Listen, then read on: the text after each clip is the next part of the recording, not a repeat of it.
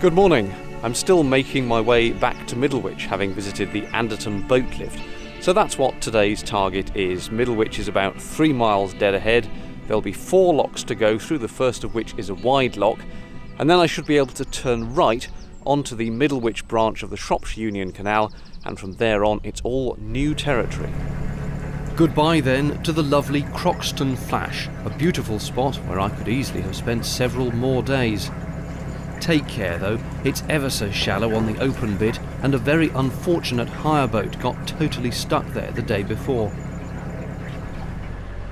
No doubt the heron looked on impassively, he's seen it all before.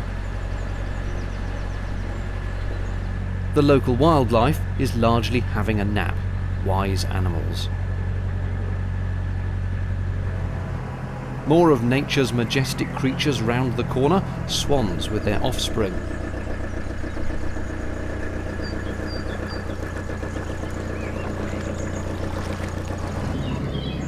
And it's not just the animals that are worth a look.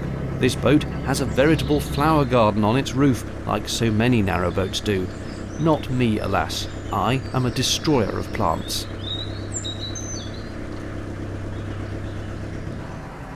Retracing my steps then, back past the sadly sunken boat, the Canal and River Trust will eventually get that removed, but there's a process to be gone through, probably the owner to be located and so on. And let's have a better look at this picnic site on the left, which we only glimpsed briefly through the rain on the way up. Space for about 3 boats, picnic tables, and the quaintest name ever.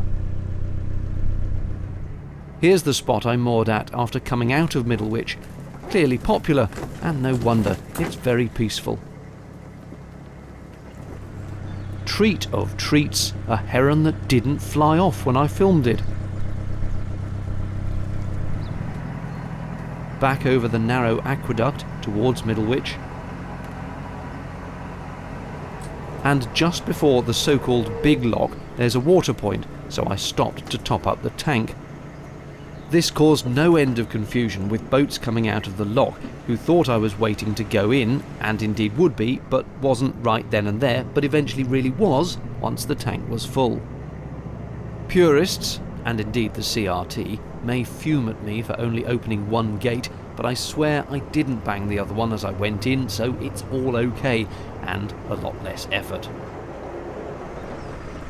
Didn't spot this on the way through the first time round, a little model boat next to some private moorings. Approaching the flight of 3 locks, and as I went over to the lock landing, the flipping boat hit an invisible underwater ledge, and I hit full reverse.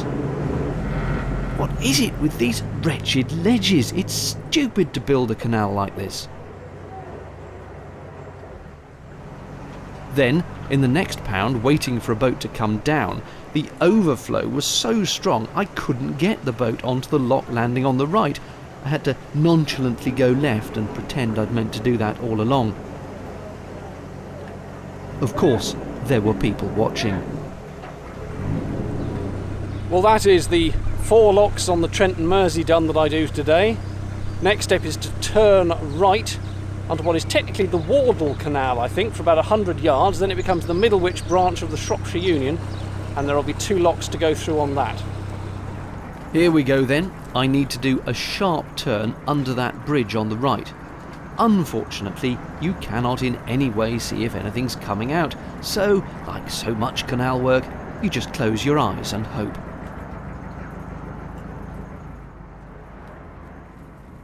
It's just a swing to the left, and then a turn to the right. Put your hands on your hips and bring the bow in tight. But it's the lack of bow thrust that really drives you insane. Let's not do that turn again. Coming out the other side, this is residential Middlewich on the left. Nice houses, nice location, nice mooring spot too. Morning. Friendly locals. Then, blow me, out of the blue, I get hailed by a Canadian couple on this boat. They're viewers of the vlog and are over here on holiday, so we had a quick chat. Good day, sir. How are you today? I'm very well. What are your names? Jack and Jean Hudson from New Brunswick. Really pleased to see you. You're having a nice time? Oh, excellent. Really enjoying it? Despite the weather, we're having a great time. Fantastic. After that, we're into open countryside, the fields stretching for miles. I think the Middlewich branch may prove to be very pretty.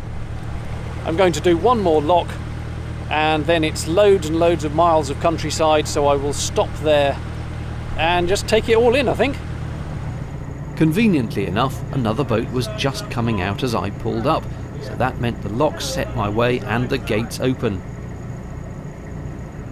Once above the lock, I thought that'll do, and pulled in for a cuppa.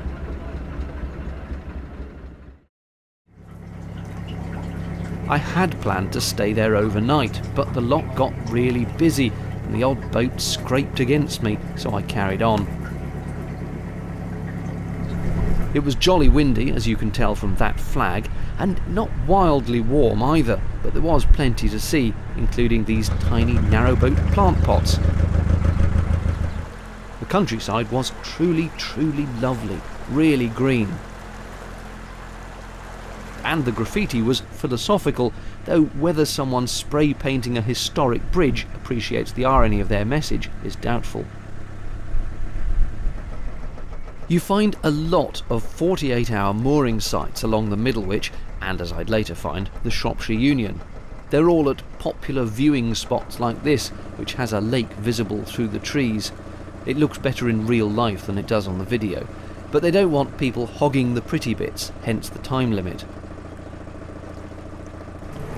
By mid-afternoon, the wind was really annoying, and worse, I'd tried pulling in 3 times only to get stuck on silted up edges. Finally, I found this spot where I could stop for the night.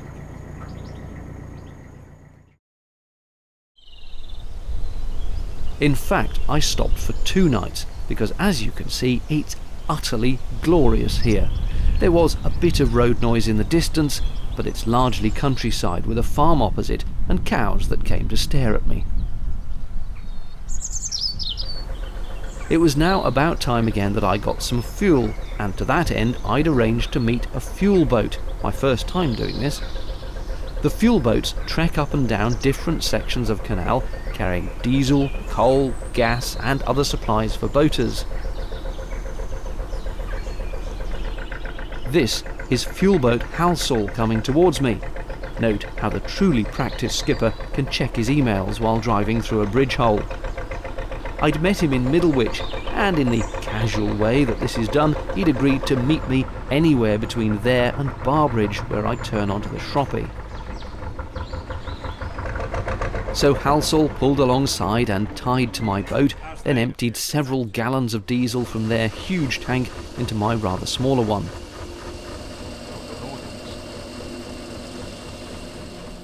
As you can see, it's not just fuel on offer, but grease, fuel additives, toilet chemicals, propane gas in various bottles, and usefully for me, new fenders too. My stern fender was never long enough to stop the rudder getting hit if the boat went backwards, such as in a lock, so I bought a longer one which sticks out past the end of the rudder. My credit card duly hammered, the fuel boat set off, destination Chester.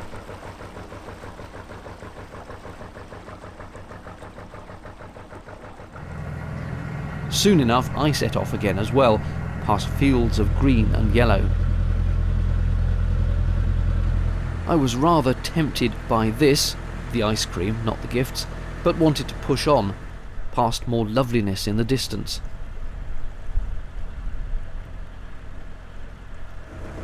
Yet more time-limited moorings, which I can understand in the popular locations, but it's such a nuisance when the rest of the canal was seemingly so limited for usable mooring spots. I got my first angry tap on the window for going too fast past this boat while filming the view.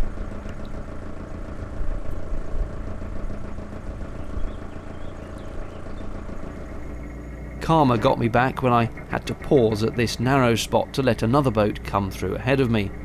The general rule is who gets there first gets the space, although the idea is not to race to make sure that you're the first. Just chill, it's canal time.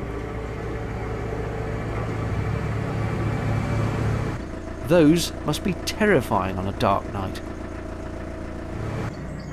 Here's another official, and therefore 48-hour, mooring, tended by the Shroppie Canal Society. They're a bit like caravan parks, these, all well tended with picnic benches and barbecues, but just a bit too regimented for my taste.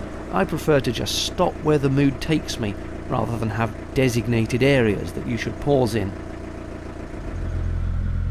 Here's a large marina on the left. There's a boater's laundry in there, available to passers-by.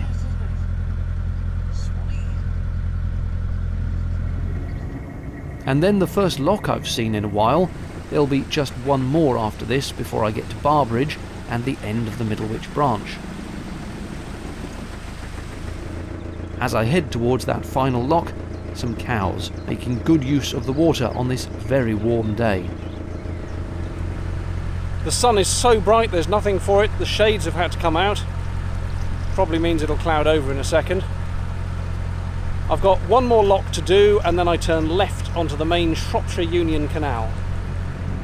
That lock is just ahead after I go past another marina. This one's rather odd in that it's completely open to the canal. There's no specific entrance to the marina basin like there usually is. Lots of boats here though, and at the end the lock with not one but two lock keepers setting it all up, opening the gates and doing the paddles. That's looking back at the marina. And these are more private moorings that I think also belong to the marina. Nice spot. Occasionally, people have asked me, can you get a motorbike on a narrowboat? Well, yes. And so we enter the final stretch, a very long curve round to the junction at Barbridge. A little chandlery at the end. And there's the junction, really peculiar as you approach to see cars apparently driving across the canal, but then you realise that's just the road beyond the bank. As I go through, I'll give a long warning blast on the horn.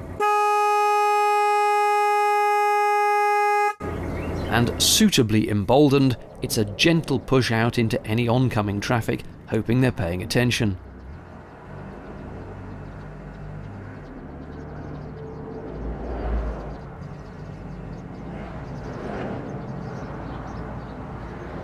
So now I'm facing south on the Shropshire Union Canal and will head gently down towards Wolverhampton, which is to the northwest of Birmingham. No doubt many a boater stops at the pub, which has its own moorings for that purpose. I'm going on though, and see that fence? You're pretty much in Wales over there, so I assume that's to keep the English out. Peer closely and you'll spot the top of a narrowboat heading east. They're going up the Llangollen Canal, which starts here. Now I know people will say, why didn't you go up the Llangollen? And it's because I don't have time to do every single canal I go past in one trip. I do have a deadline to be back and moored for the summer. The canal will still be there in another year and I can do it then. Besides, the Llangollen starts with 4 locks, and that sounds like a lot of effort at the end of a busy day. So I'll moor under these attractive electricity pylons and carry on down the Shroppie tomorrow. I've got some more laundry to do and I know just the spot to do it.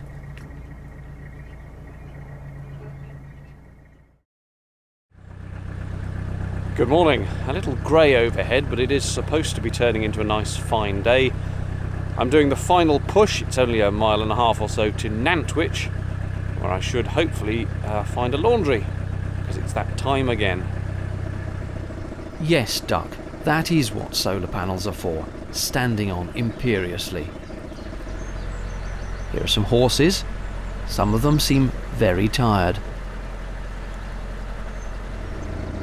And here's a long line of boats as I come into Nantwich, including more GRP cruisers than I've ever seen in one spot. What is the collective noun for a group of these, I wonder? Polite suggestions in the comments below. And I should be able to pull up just after these. Right, let's get my bag of stinky underwear. I'll leave this bit to your imagination. Cheerio.